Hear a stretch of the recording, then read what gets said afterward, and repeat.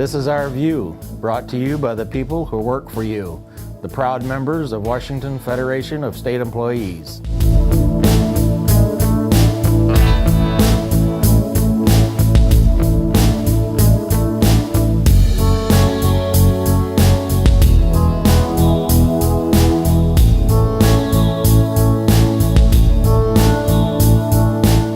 In April, we observed Workers' Memorial Day to remember those workers killed on the job. The Federation observed this day at the most dangerous work site in the state, on the grounds of Western State Hospital.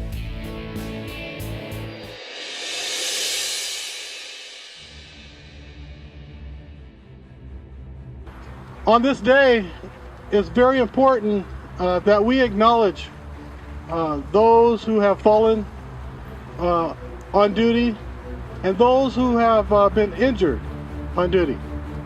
Behind me you will see 335 people that were assaulted on duty. Despite all of our efforts, too many workers remain in danger.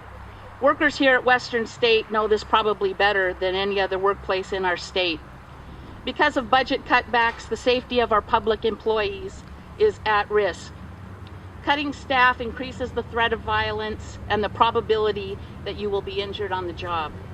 Something the 335 employees behind me, represented by the flags, know, who were assaulted on these very grounds by just coming to work and performing their job.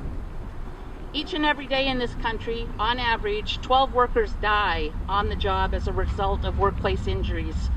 Women and men who go to work never to return home to their families and their loved ones. I know that you all have been devastated by the events that have happened here at this hospital recently. I know the kind of care that you've provided to the patients here through the years. I know how much they matter to you. And I just want to share with you how grateful I am that it wasn't one of you that was killed on the job that day. And I want you to know that I pray for you every night. I understand your grief and the trauma you've been through, and I honor the service that you provide to the mentally ill of this state.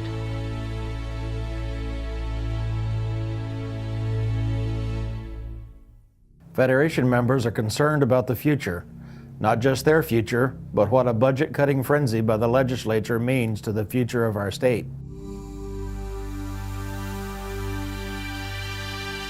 I guess it's important that we hire good people and keep good benefits for people to provide the best services to the people of Washington, keep our roads safe, keep criminals in the jails when they should be,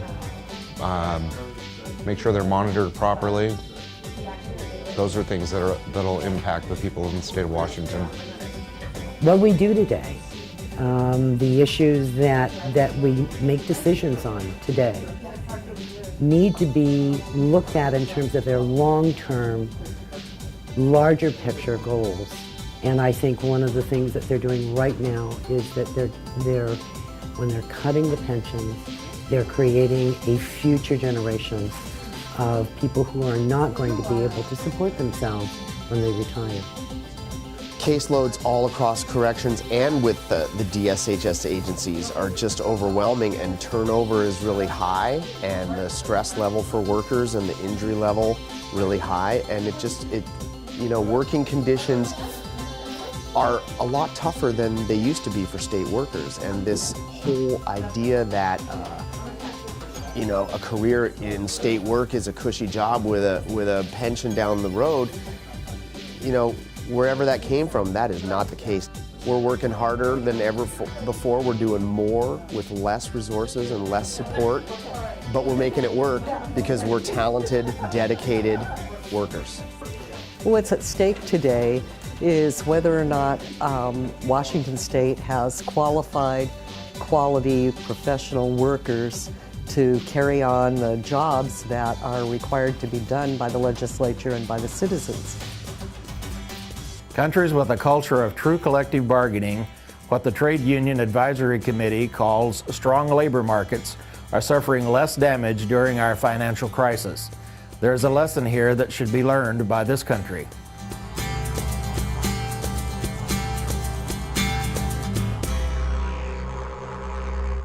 What we've also seen in this crisis has been the countries which have got a culture of skilled labour, a culture of the real economy, and a culture of collective bargaining, social dialogue, negotiating between employers and unions, what we call strong labour market institutions.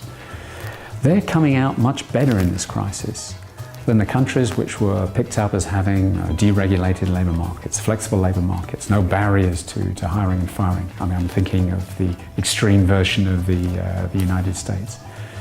What do we see now? In Germany, the unemployment rates are the lowest they've been for 20 years. Now, there are many problems in Germany, but what happened was when the crisis came, the companies said, well, we can't afford to lose our skilled labour. And said, okay, our job is to keep our members in work, let's do a deal. So they negotiated short working schemes. And then the government actually supported the incomes of workers who would otherwise have had lower incomes so that demand wouldn't be hit through these subsidies for short-time working. And when the short-time working became above a certain threshold, the time for the workers was used for sort of retraining, which allowed them to keep their skill base. The result has been that you've had falls in unemployment in countries such as Germany, Austria, and one or two others, whereas you've now seen an explosion of unemployment where firms just were able to hire and fire workers, didn't give a damn about keeping on skilled workers, as we've seen with so many situations in the States. So I think we're saying there are fundamental messages which have to be learned, lessons have to be learned from the crisis, about the importance of a different model of growth, one which actually doesn't use labour as a sort of disposable resource, but actually invests in skills. When there are difficult moments, companies are encouraged to keep their workers and keep workforces together. And I think that's one important lesson that should be learned from this crisis, and we'll be at least calling on governments to learn that lesson now.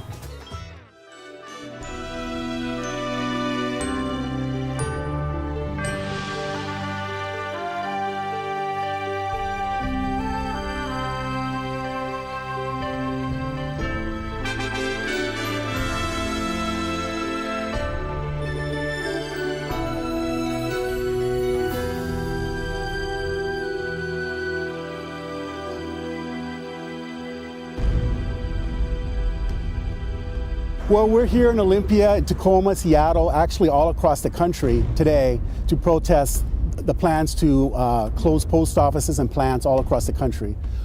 In doing that, what will happen is they're going to delay the mail. Overnight delivery will be 2 to 3 days. All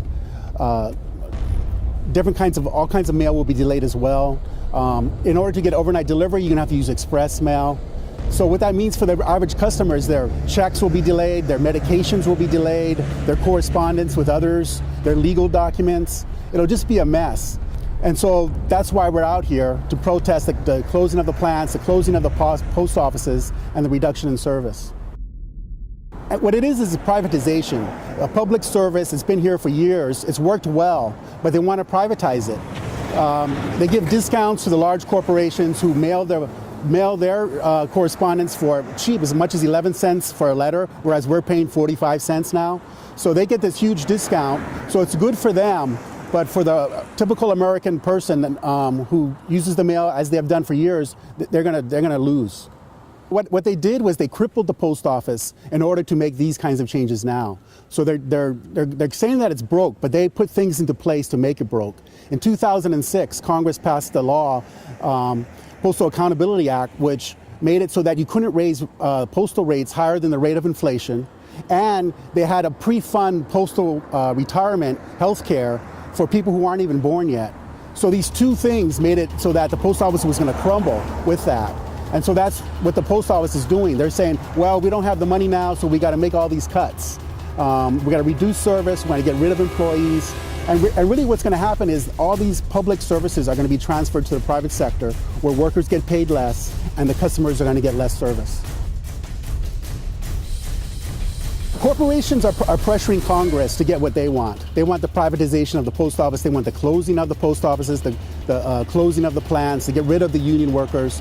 And I think what customers really want is they want a post office that delivers the mail on a timely basis, that's affordable for them, not just for the corporations.